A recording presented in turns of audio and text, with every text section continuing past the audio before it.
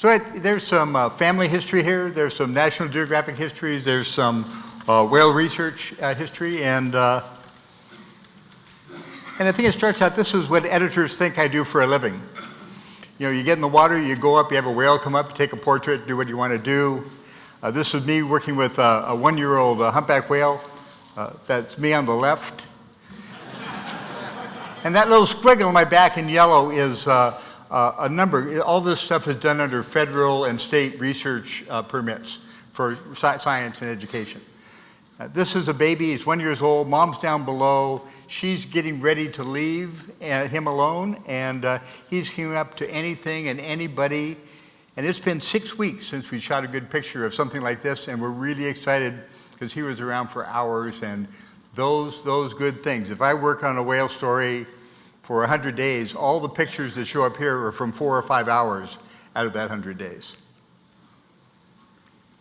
I remember whale watching in the 50s. I remember with my family in San Diego, and after church on Easter Sunday, going to the Point Loma area where there's the Cabrillo Monument. It was a lighthouse.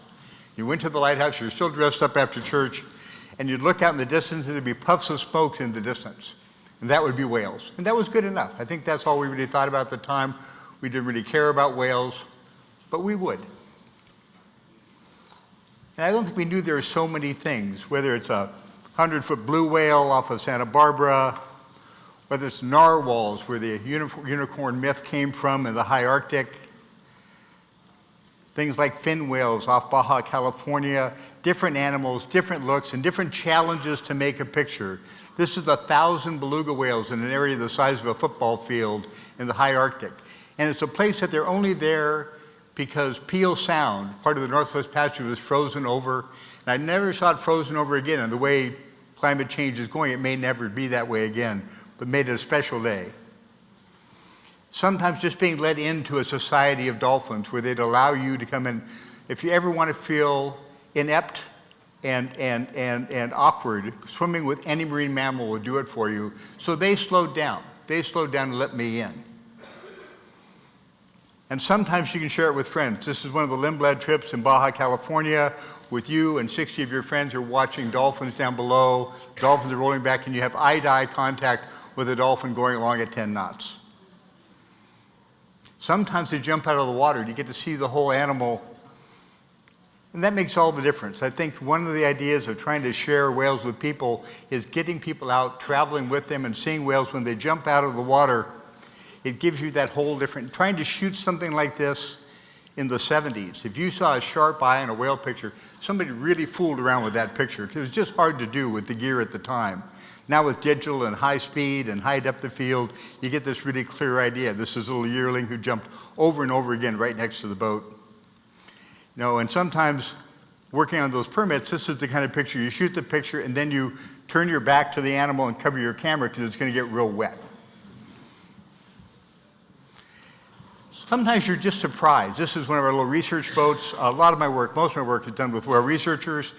They're expecting the tail comes out of the water, but the whole whale, 80,000 pounds, comes out instead. And this is one of my first digital whale pictures, and that's Jason Sturgis, young man I work with in the bottom, and he's in the water shooting very, very close to whale coming out. This is the yearling, and it's jumping over and over again. And Jason can see it's coming, so he can go, it's coming, he's hooting through his snorkel. So I know it's coming, I can shoot the picture. And it's digital. So after I got the picture, Jason gets on the boat, I can show it to him. We could go up to our other research boat, I could show it to them. And everybody really liked the picture until we showed it to Jason's mother, Judy.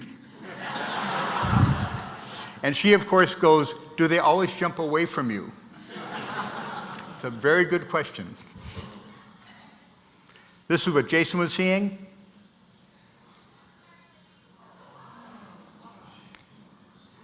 And this is the situation underwater. So this is a yearling, that's mom, she's 45 feet long. This is a yearling still behaving like a baby, but he's maybe 25 feet long. And that's not a scuba tank on Jason's back, it's a battery pack. And he's trying to use propellers on his legs so he can swim as fast as whales swim. All this stuff is done free diving, snorkeling. So we're in there, we're trying to keep up with whales, as again, they're much more competent in the water than we'll ever be. And we just ended our season in April. At the end of every season, you sort of come to that point where you're not quite sure whether you're studying them or they're studying you. We didn't like whales very much. Whales were actually basically evil. And the early descriptions of a bunch of whales, especially killer whales, back from the 70 AD, are of horrible animals that killed anything they could, and you'd never believe they're the same animals we love today. When I was doing the book, my mother sent me a story from 2009 in the San Diego Union. And it was a story by an Irishman. He'd come on a whaler to San Diego in 1845. And in an interview in 1887 in the magazine, in the newspaper, he was saying that in 1845 there were so many whales in San Diego Bay, it was unsafe to take a rowboat across to Coronado, you might be upturned. Philip Crosswaite was my great-great-grandfather, and he was the first whale storyteller in the family. In 1899, National Geographic did their first whale story, How Long May a Whale Carry a Harpoon? It wasn't until 1940 that Geographic did a whale story that was not a commodity story. It wasn't about a product. It was about a wild animal. And it was one of those big, beautiful 50-page stories, but it's all paintings. And it's paintings like this, big, a little bit lurid, but I don't think you could have imagined at the time that you'd use photographs, especially underwater, of whales and dolphins doing things. In 1946, we had the first meeting, largely led by Remington Kellogg, to worry about conservation of whales. There were conservation stories about whales as early as 1904, but there was conservation within the industry so there'd be whales to hunt in the future. By 1946, we started to think about the animals themselves. I started my photographic career in 1948. I was a male model. My brother was born 10 months later, and he was much cuter. But my life changed on January 11, 1963, when my father rode a whale. We had a dive shop in San Diego. We made custom wetsuits, and it was started by a bunch of guys from Scripps Institute, a bunch of scientists that wanted a retail front for the scientific studies they were doing. My father was a diver, and we had a grocery store. He was a small businessman, so they hired him. One of the guys who started that dive shop, Connie Limbaugh, the first diving officer at Scripps, died in a cave diving accident, left my dad a movie camera, a 16-millimeter movie camera, and a 2 1/4 underwater still camera. Out with friends on a day diving off of San Diego, they found a whale that wasn't moving away. They thought it was a gray whale because we thought every whale was a gray whale at the time, but it's a Brutus whale, and his tail was caught in the anchor line to a gill net, so it wasn't going to go away. And they were sort of afraid of it. It's a big, powerful, 25-foot animal. One guy would jump in with a camera, the other guy would jump in with a spear gun in case sharks came around or something like that. And the whole day was about adventure and fear, not about loving a beautiful, intelligent animal. But my dad was a small businessman, so he saw this as an advertising opportunity. So at the end of the day, he got up on the back of the whale, waved, his friend Bill DeCourt shot the picture, and we took this shot to Rolla Williams of the San Diego Union, and it ran with a bunch of other pictures in San Diego, then across the country. And the phone started ringing off the hook. Everybody wanted to know about whales. My mother would have been real happy for it to end right there, but he had movies. He had 16-millimeter movies. And there was a man who had a variety show after the late news in San Diego, a very young Regis Philbin. And he called up my dad to see if he'd show his whale movies underwater, and he did. And then they sent those off to New York, where they sent all their tapes, or I guess film at the time. And there was a show run by guys, Goodman Todman Productions, had a show called To Tell the Truth. And my father was asked back to be on To Tell the Truth, and that changed everything. In the audience was Bates Little Hales. In the 50s and 60s, Bates was Geographic's underwater guy. You tracked down my dad. He was just thinking maybe they could do a wild whale story, and my dad was a whale expert. He'd seen one.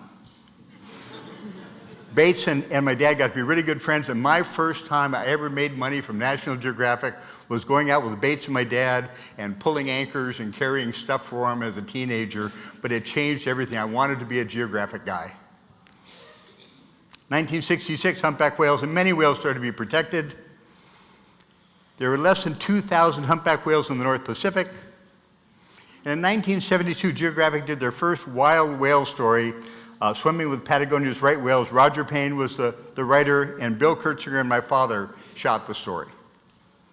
My dad became the second guy, the go-to guy on whale stories and documentaries, and he'd tell people he was the second best whale photographer or cinematographer in the world. They'd ask, well, who's the best? He said, well, whoever I'm working for this month. By 1979, we did the first IMAX film on whales. My dad did it. I got hired to do production stills. I had done a couple pictures in Geographic starting in '76. I just had my first accepted story on sharks from National Geographic, but I was really struggling. They hired me to come play with whales, and this was my first whale picture that went anywhere. And that's my father shooting the IMAX camera, a 300-pound camera. The joke was he got the job just because his arms were long enough to reach the handles. And that was great, but what I fell in love with, these researchers, before 1970, almost all whale stories, all whale studies were about dead whales on whaling ships or in whaling stations. And these young folks were going to go and not study dead whales, but trying to study living whales. And Greg Silber, the guy in the bow of this boat, and they're out there recording songs of humpback whales, is now coordinating whale research for the federal government and one of the top guys in whale research. You can tell the time. This is the hill. These guys are spotting whales, telling you where they are. There's no GPS, so they've got survey gear so they can tell what whales are going where, what they were doing before you got there, while you were there, and after they left. And I love these guys. 13 graduate students, passionate, bright, interested. They're all living in a 3-bedroom house in Maui, all separated out with sheets hanging from the roof. And they invited me to dinner. I went to dinner, they were fascinated. It was raining like mad outside, and they were looking, because there's a small waterfall coming out of one of the electrical outlets. And this is whale research at the time. This is Graham Ellis, his 9-year-old son in the foreground, at the front of the boat, and in the back is Linda, his wife, feeding their 5-month-old baby, Dana. They were out there all day, every day, in a 15-foot skiff doing whale research. And that was the first lead for the first story I did on whales in National Geographic. The way we were. But in Maui, they'd found a place you could see whales, and not just see them on the surface, you could actually look underwater and see what they were doing. And all these, they were scientists, they were boat people, they were very competent, they weren't divers. And I was a diver. And what Bates had told me is there's a place at National Geographic for somebody who can take a camera somewhere different. I had no training on anything to do with photography, but I could dive. Whale watching was new. There were no whale watching boats in Lahaina, in Maui at the time, but once in a while guys would charter a boat to go out for the day. And the guys wanted to be underwater, and hang gliding was a big deal at the time. So they built an underwater hang glider. So they built, there's a trapeze setting, there's 2 scuba tanks inside, long second stage hoses coming down. They hooked themselves into the system, and they found out that if you went at any speed at all, the boat would feel every bit of chop on the surface and just beat the heck out of you. This is a system that was used once. Something used more often. This is Jim Darling. Jim was our liaison for the permits needed for doing the work, and I still work with Jim today. This is the first catalog of whales. The idea they could individually decide to tell one whale from another with pictures of the tail. Now it's easily accepted that these are like fingerprints for whales, so you can tell one from another. In 1979, Jim went to Juneau, Alaska, where I live, met with a school teacher who's doing the same thing. They could start telling where whales were going without hurting any whales just by looking at pictures of them. They started doing this in 1972. It wasn't accepted internationally until 1991. And this is the beginning of my scientific career with whales, a whale called Frank. Humpback whales sing. You've heard singing humpback whales. Largest first pressing of any record was in National Geographic, 10 million copies of a singing humpback whale. But we didn't know what they were doing. We knew they sang, we knew they were humpback whales, we knew when they went down, we knew when they came up. But on March 10th, 1979, Jim's out in a small boat, and his assistant looks down to the hydrophone, and they can see the whale down below. And so they called me over. This is Frank. Frank is A, B, C, D, E, F. F is in Frank, when the guys in the hills named the whale. It had nothing to do. We had a BBC crew wanted to be Frankie Valli, Frank Sinatra. No, just a Frank. And Jim asked if I could dive down under the whale's tail and shoot a picture of its genitals. I was young. It seemed like a good idea. I don't think he told me how loud it was going to be. It's 160 decibels. It's jet engine loud. And by the time, the tail is about 50 feet, the head's probably at 80 feet, and as I went past the tail, you're feeling the sound in your lungs and in your, I'm sorry, in your sinuses. I mean, it was that jarringly loud. I mean, it's like you're being in a kettle drum and someone's pounding the heck out of it. And just as I went past the tail, trying to get to where I was supposed to be shooting the pictures, the tail started to lift up. And every scene from Gregory Peck and Moby Dick came back where I thought it was all over. And what the whale was doing was he wanted to look back under his pectoral to see who was back there blowing bubbles on his genitals. It's hard to shoot a singing whale and have it look like something. We just call this a friendly singer. This guy was great. He'd go down and sing for 20 minutes, and he'd come back to the boat. He'd sing in the hydrophone. He'd rub on the hydrophone. At one point, he got all tangled up. He was trying to drag Jim and the recorder in. And this is Niagara's. These are head-to-head, two reel projectors, big things. And then he'd go down and dive again. But what was great is he'd go down to dive and sing again. I could get out, it's film. I could change film, change lenses, get ready for him to come back again. Once we knew, we started taking pictures of the sex of whales. We found out singers were males. As soon as we knew they were males, everyone assumed they were calling over females. They don't. They call other males. And this is the first picture we got of that kind of joining. In 1988, they had the centennial for National Geographic, and they sent a Canadian film crew to shoot me. I was in the St. John's trying to shoot a blue whale picture. We weren't finding any whales. We weren't doing anything, but I was the only guy from Geographic in Canada at the time. And in the story that came out, they were asking him, well, he's not getting anything, what's going to happen? Bill Garrett was the editor at the time, and he just said, well, I don't know what he's doing, but if it's there to get, he's going to get it. He's our whale guy. And that's the first time I realized I was their whale guy. For that gold issue, the December 1988 issue, I had one of the stories, and the biggest story I had about 40 pages. I got to, for 2 years, anywhere I wanted to go and look at whales. And I wanted to shoot pictures of people working with whales. So this is Roger Payne, Jim Darling, Gustavo Alvarez Colombo, and that's a right whale. He's not diving, he's hanging that tail up there for 5-6 minutes at a time, just oriented into the wind. But who were the people? This is Roger Payne being ambassador to whales, and that's a baby right whale trying to sneak into the inflatable boat. This guy, this is Ken Norris at UC Santa Cruz. If you can't read it, old age and treachery will overcome youth and skill. That means more to me each year. He's at UC Santa Cruz talking to a bunch of vegan cetacean scientist students. And they always accused him of coming back from outings with spam on his breath. And he's giving a lecture on the dance to the sugar spam fairy. Ken Norris probably inspired over 1,000 people to get into whale research. He was just a wonderful guy. He was brilliant. He's one of the first guys to come up with sonar and dolphin work and things like that. But he was always, someone should do this and someone should do that. He sent out people to go find out about whales and dolphins. And I got to tell their stories. And these are just a couple quick stories.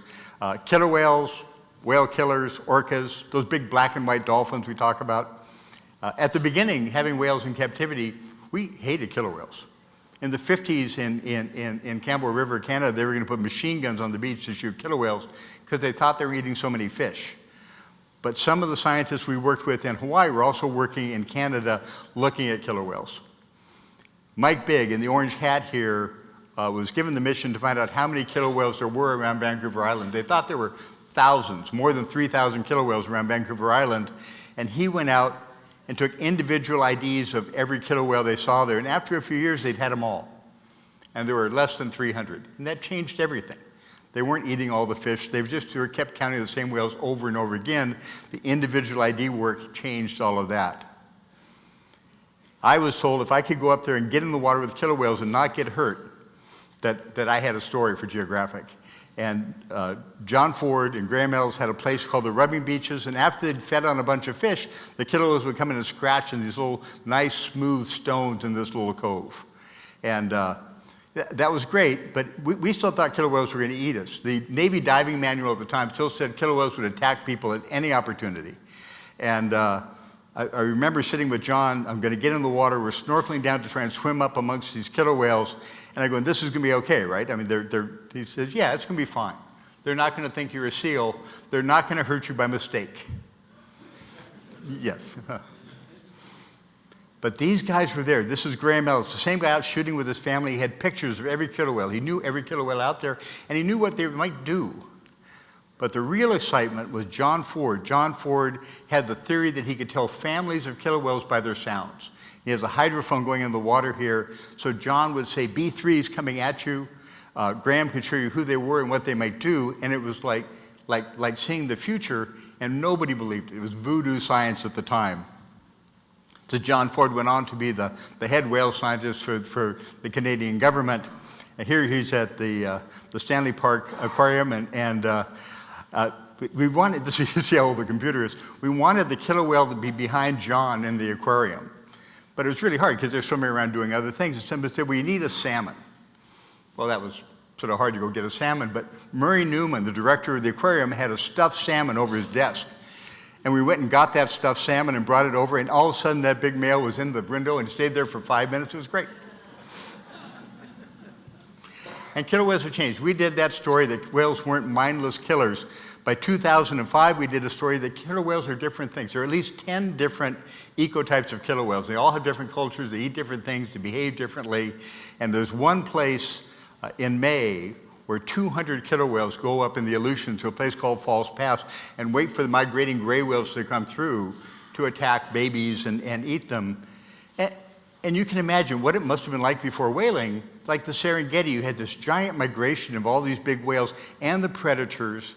And when those animals go through and they kill a gray whale, it's not just for the killer whales. There are bears and foxes and eagles and everything else is involved. Just imagine what the system must have been. My boss when I came to Geographic was Gilbert Melville Grosvenor. His father had run the Geographic for 57 years, Melville Bell Grosvenor. So you're going to read Moby Dick. And in 2003, we did a sperm whale story. And sperm whale stories, Moby Dick was a big, big thing.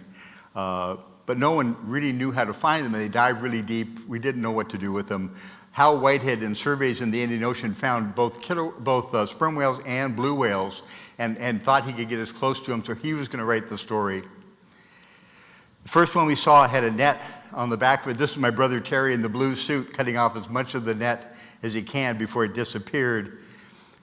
There's a separatist war starting in Sri Lanka at the time. It was a very tough place to work. In 6 months, I shot 4 rolls of film underwater, and it was a big success. We did another story with the same research in 1995, and in the first week, we shot more stuff than we did altogether in the story in 1983. And one of the first things we saw was the first time we saw a male sperm whale, which is much, much bigger than a female, like 4 times as big. 60 feet instead of 30 feet, and all the babies, when we saw the first time one of the big males came into the group, and the researchers didn't know what was going to happen. Was it going to hurt the babies? What was going to happen when in? And what happened is they all rubbed on each other, and it was just old home week, and it was just the nicest scene. And you're in there just killing yourself trying to keep up with the animals, and you're shooting film. You got 36 frames. You know, and you get down to about 18, and you're going, should I shoot? Should I not shoot? And if I shoot, I have to get out and see if I can ever get back with these guys again. But it was the people that made it. I mean, at this point, Hal Whitehead's out there with 3 kids, 2 grad students, and his wife on a 40-foot sailboat. And I found the value of oil-filled earphones and listening to old radio shows at night. But we tried to do something different. It was really hard when you did a number of stories on the same subject for Geographic, trying to figure out a way to get closer, lower, and we tried everything. So this is me trying to shoot sperm whales off the Galapagos. We kidded about Moby Dick. We kidded about the white sperm whale, and there's only been 5 ever recorded. On the last morning of the last day off of the Azores, we're in amongst 150 sperm whales, and this little white head popped up. And it was a brand new baby sperm whale. You can see the little squeeze marks if you look close. I mean, it was a very, very young animal. But you're trying to figure a way to take a picture of one white whale amongst 150 whales all around you. And we ended up swimming all around with a small inflatable on top of our head, trying to swim amongst the whales. And finally, they split at the right time, but the baby went on the wrong side, then came back for 2 frames. And that was the lead for the story. I'm from San Diego. I spent a lot of time at the beach, but this was a different kind of a beach. John Ford, the same guy with dialects for killer whales, wanted to look at narwhals. And so I went with them. We went out for 3 days, and they were going to go back, but I had time. I was geographic. I had time to stay. And my guide said, it's going to be okay. I'll go drop them off. We're about 60 miles away from Pond Inlet. Then I'll come back and get you. And he was gone for 3 days. It's 24-hour sun. There's lots of bears. The only thing I'm doing right in this picture is I brought the whole Horatio Hornblower series. So I had something to read because I was getting nothing. Narwhals, when you see them in a distance, are little black bumps on the surface and they don't look like much. And I slept with that shotgun all the time. And in one of the sleeps, and it's 24-hour sun, so it's not dark, all of a sudden I hear the zipper of my tent start to get open. And I know it's not a polar bear. And it's Siglo Kakiagak, a wildlife officer from Reese Fjord, and he looks in and says, you can't be here. I said, no, I can be here. I'm from National Geographic. I have all the permits. I have all the stuff. He said, no, where you are isn't going to be here tomorrow. You can't be here. And I believed him. So we packed up, moved on to a gravel spit about 12 miles away. And when I woke up, I looked out, about 12 miles of ice was gone. And I knew I needed better guides.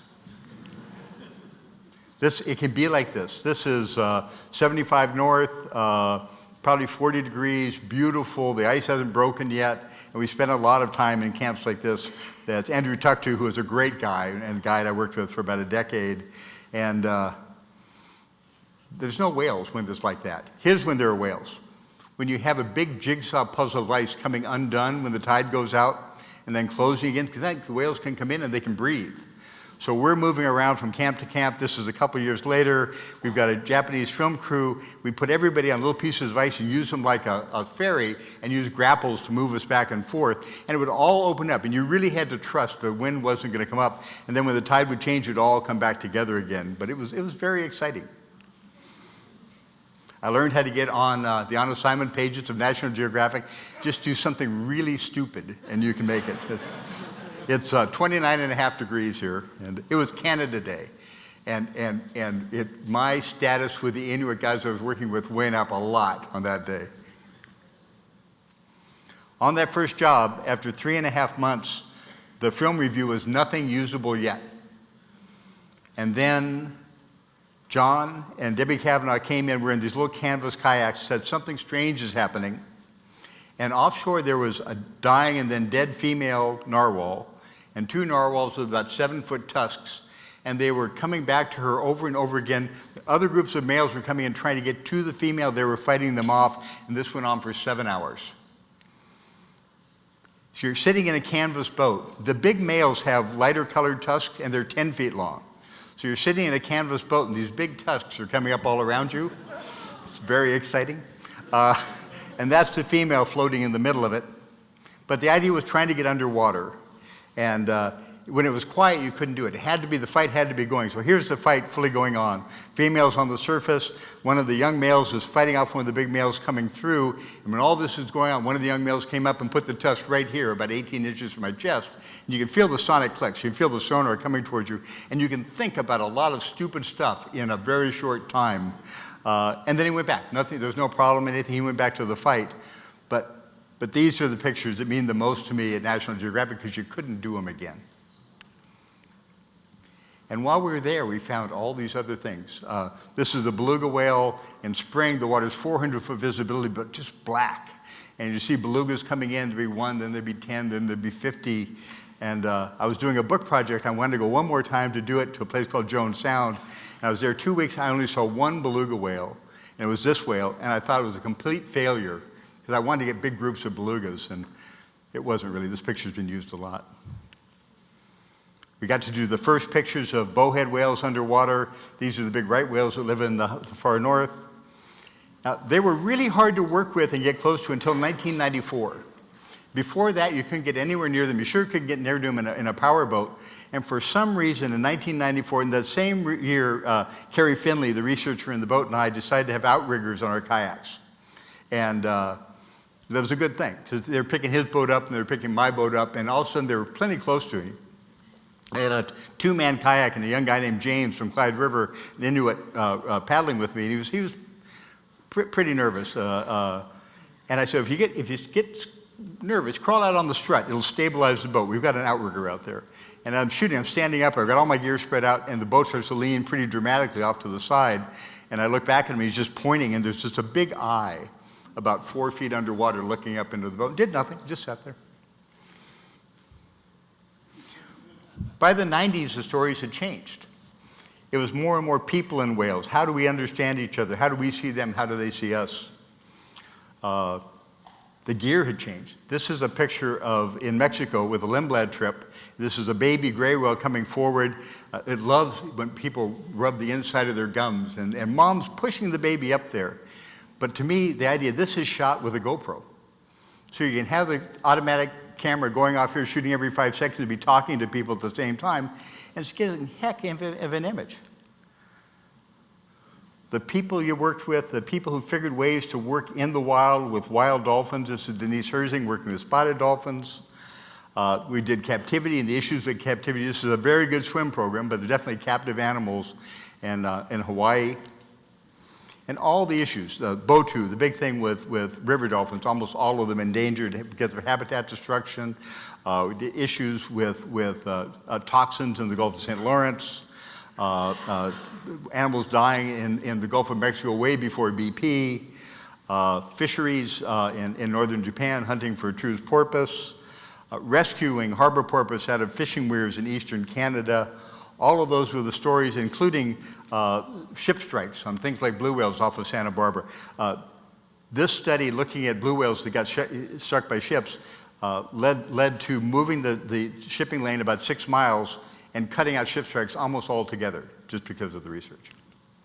But the biggest issue was probably, the most dramatic thing is probably killing whales, hunting whales. This is a minke whale. If they talk about whale hunting, they're probably talking about these little guys, very similar to the whale my father rode. And I was a journalist. My job was to tell both sides of the story. It wasn't an advocate for whales, but to try and tell whale stories from both sides. And this is a whaling boat in Norway. They're mostly cod fishermen. I talked to the captain, who was also the head of the family. I did everything to try and get on that boat and say, let me tell your story.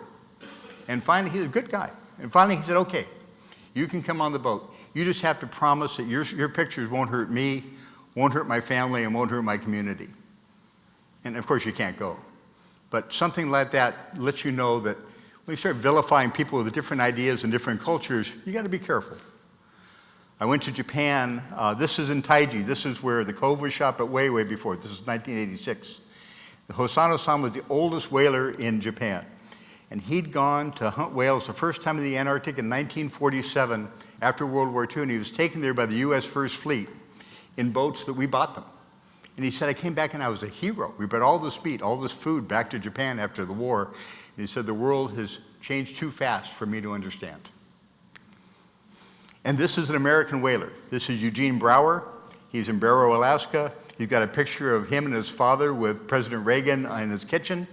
And he's an emergency medical technician. He runs a whaling camp. The animals are well regulated. They only take a fraction of the growth of the population. The science from this is where we found it. We used to think these whales lived 60 or 80 years. We found out they lived 200 years. They started finding gear that was that old, and then they do some work with amino acids. But they thought there were not enough whales there to hunt. In the 1970s, Eugene's father, Harry, heard of guys from Cornell who could measure whales you couldn't see. And this is an array of hydrophones. Inside, in the green jacket, is Sam Payne, and that's Roger Payne's son. As much against whaling as anybody ever want to meet, but if they're going to do the science, he wanted the science to be done right. And now, now I get to go on trips and stuff with Lindblad and National Geographic expeditions. This is Baja California. We do a lot of work in Alaska. I live in Juneau, Alaska, so a lot of work close to home. A lot of work in open water and a lot of work with whales.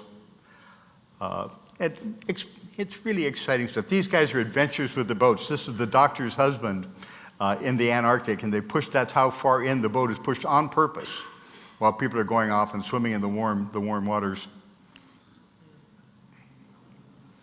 And it's a different way to go things. It's a different way to see the world, but it's really been fun. And we still see whales. And these pictures are shot on trips. If I was shooting for Geographic And I got one picture a week, I was doing really well. One publishable picture, I was doing good. But now working with people and trying to shoot a whole story in a week or 2 weeks, it's a different kind of shooting, but you still have great days. These are Pacific whiteside dolphins next to the boat, just south of Vancouver Island. Killer whales up by where I live in Juneau. And the people, and the idea of talking whales and talking the issues of whales where you've just had a mom pushing a baby up next to your boat, it's pretty fun. We also work with wild whales. This is the same kind of gray whale you just saw in Mexico. And in this mudflat, every one of those dimples, every one of those tide pools is a gray whale bite, where they've come in and they've taken scoops out of the mud to sort out little crustaceans. And it looks like this. They're going down diving over and over again, moving the sediment with their tongue, and then swimming along. I'm still covering some research. This is the new technology with cameras has really changed scientific shooting. All the harbor porpoises in San Francisco Bay left about before World War II. All the activity, and then there were submarine nets during the war. Bill Keener and the guys have started seeing them come back in 2008, and they're photographing them and doing individual ID work of these little 6-foot harbor porpoise from the Golden Gate Bridge. And they're getting pictures like this, 10,000 ISO, 4,000th of a second from the Golden Gate Bridge, and they get it every time. I mean, you couldn't have dreamed about that a very short time ago. And where else can you be without a boat, without a helicopter, watching a fish being chased by a porpoise, being followed by a pelican? And in Hawaii, we still work in Hawaii. Frank is still singing, the first singer we saw in 1979. There were less than 2,000 whales in 1979. There are probably 25,000 now. They've come back like mad, and people are astounded how well they've come back. And Jim is the scientist and the bright guy in the team. They're always asking Jim, well, how did that work? How come they're coming back so well? And Jim sometimes misses nuance, and he said, well, it turns out that they do much better if you don't kill them.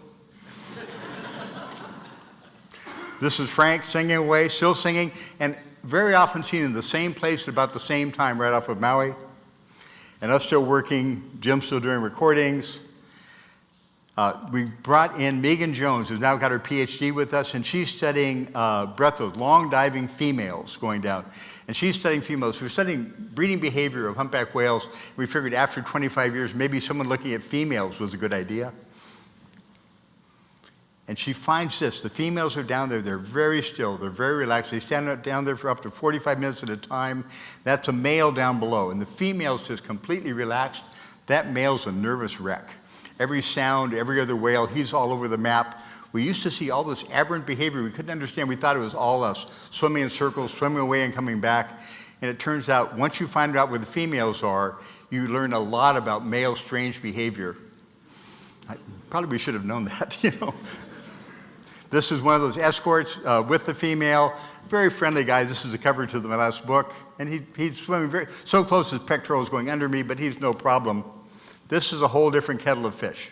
This guy won't let us within 100 yards of a whale. If you look in his eye, he's determined not to have us come in. And he's coming in so fast and so hard, I'm going, if you don't hurt me, I'll leave. And he didn't, and I did. This is a second later. Right after that picture, this is a dive, very, very close. This is a 14 millimeter lens. There's no question that he wanted us to go somewhere else. But then you get things like this. This is a 2-year-old female under the boat, and everything's pretty good. We're trying to see new things all the time. This is 2 whales, and it's just this beautiful dance they're doing, going on for the longest time. And they danced over and over again. We were sure it was courtship, and if there'd been any females there, it would have been really interesting. There's a lot of stuff we're saving for the 12-year-olds of today. We're using drones. This one doesn't work, costs a lot of money. You can buy a cheaper one now, and it does a much better job. But we're trying to show things differently. This is, when I first came to Hawaii in 1979, Jim said, see if you can get pictures of those bloody head knobs, because they're beating the heck out of each other out there. My dad had just done gentle giants of the Pacific, and I'm going, well, that doesn't sound like gentle giants to me. He said, well, they're not always gentle. And if you don't love these animals for what they really are, you're not going to make very good decisions about them. There's a lot of stuff we're saving for the 12-year-olds of today. We're using drones. This one doesn't work, costs a lot of money. You can buy a cheaper one now, and it does a much better job. But we're trying to show things differently. This is, when I first came to Hawaii in 1979, Jim said, see if you can get pictures of those bloody head knobs, because they're beating the heck out of each other out there. My dad had just done gentle giants of the Pacific, and I'm going, well, that doesn't sound like gentle. And if you don't love these animals for what they really are, you're not going to make very good decisions about them. Sometimes we're seeing big groups now. There's 24 animals going along here. And we're trying to use different tools, more video all the time. This is a male blowing bubbles under the genitals of a female. I'm not saying he got the idea from me. And this is our new cool thing. This is we call it the jib, but it's a camera. It's an Epic, a red camera underneath for shooting stills and under. We can go at 10 knots and shoot while we're running and shoot whale stuff. This is just black and white. To give you an idea, so this is traveling with one of those groups that we could only shoot when they stopped in the past, and now we can follow them at up to 10 knots and shoot what's going on. So it's not much now, but stay tuned because we're going to see lots of new stuff in the very near future. It's so frustrating to go along and look down. You know what you think is happening, but finally we have an eye in the water to do it. Working different places. This is Juneau, Alaska, where I live. Humpback whales completely different in the north. They're feeding all the time, and you just about can't stop them, as opposed to mating and breeding down south. And it's dramatic to see whales feeding, coming up like that just over and over again, and looking down into the mouth with all the herring jumping out of the water. It's very exciting stuff. And then to understand, this is a dead whale up on the beach in Admiralty Island. There's 6 brown bears and eagles and foxes and wolves. The whole system seems to be kicking up again. And this is new stuff from Bob Pittman. How many of you have seen pictures of the killer whales when they wash the seals off the ice and go get them? That's what's happening here, except this humpback is not going to let it happen. And they've seen this a number of times now. If you look real closely at the base of that pectoral, there's a little face, and that's the seal. These humpbacks are going in, picking up the seals on their belly, and daring the killer whales to come in. And humpbacks are much more badass than I ever expected.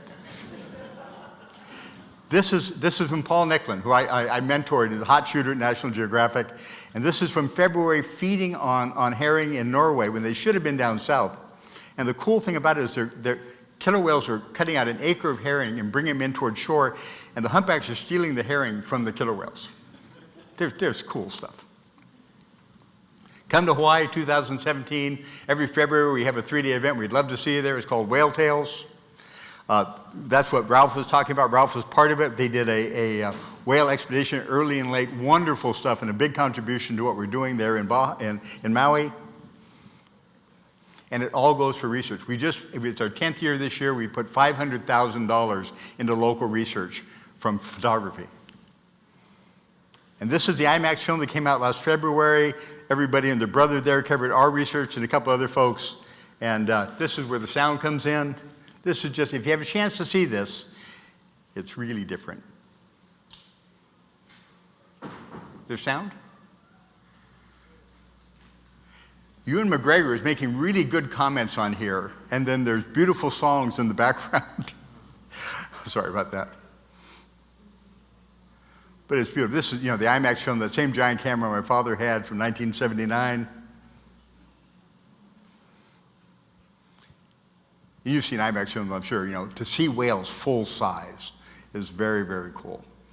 And this is Tonga, really clear water. One of the points they make that's really good is right here, they're talking about these whales who were so threatened sang their way into our attention. And that's really true. In 1970, they played song to Congress, and that changed everything. One of the old whalers at the time, whale researchers at the time, I won't say who, would go, "What the heck are you doing? You don't even know what that means," which was perfectly true, but it inspired us. And popular support for whales changed everything in how we were going to look at them and how we were going to conserve them.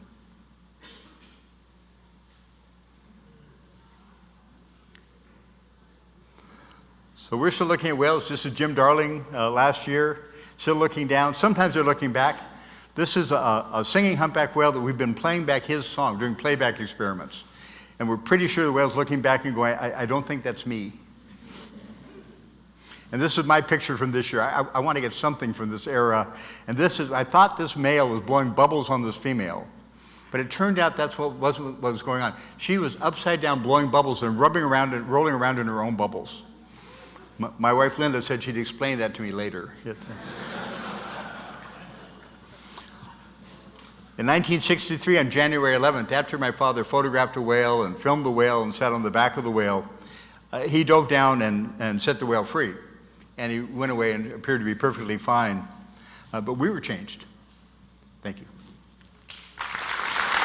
Whether you're a hobbyist or a professional, B&H has the answers to your questions. Experience a world of technology at our New York City Superstore. Connect with us online or give us a call. Our staff of experts is happy to help.